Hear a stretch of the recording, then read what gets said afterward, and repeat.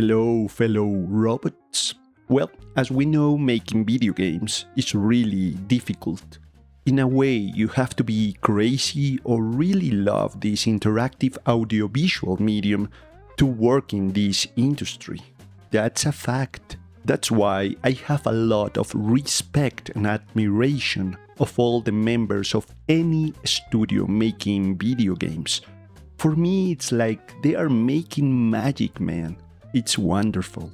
But as magical and fun it looks from the outside, the video game industry is brutal in its core.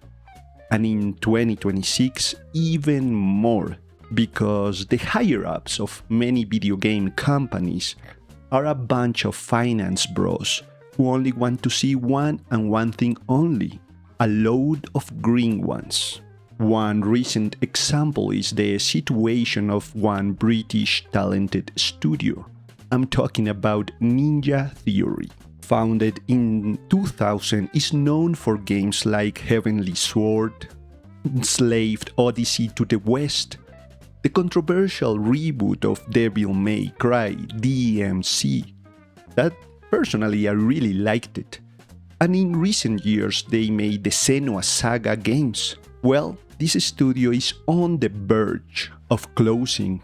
In 2018, Ninja Theory was acquired by Microsoft, so the studio could make some exclusive video games for the Xbox platform. But as I said before, the money people saw how much they can make in the video game industry.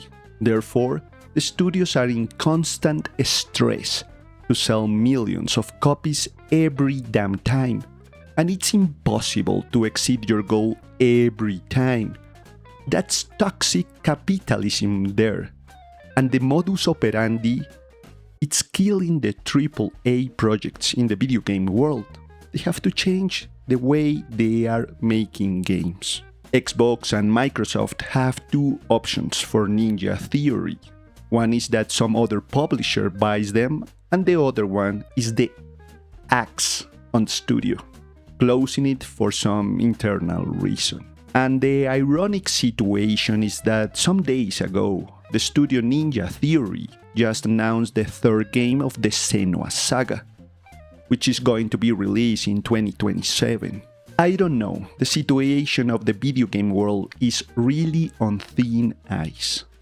Maybe we as gamers, we don't have to expect the latest and greatest for every project. So there can be studios with a budget can be logical and not be in the red numbers when the game doesn't sell as expected. For example, right now I'm playing an 8-bit new game, Mina the Hollower, and it's a wonderful game. The studio Jet Games are happy with the sales of the game, and they can continue to make projects in the future. The same thing with the studio Team Cherry, with its hit Silksong. So there are examples of a way of making things work. Hopefully Ninja Theory can see the light at the end of the tunnel, because I think it will be a great loss. They are very talented studio. And I hope the AAA games and projects and companies can see that this modus operandi is not working. They have to change it, I hope, for the sake of the video game industry.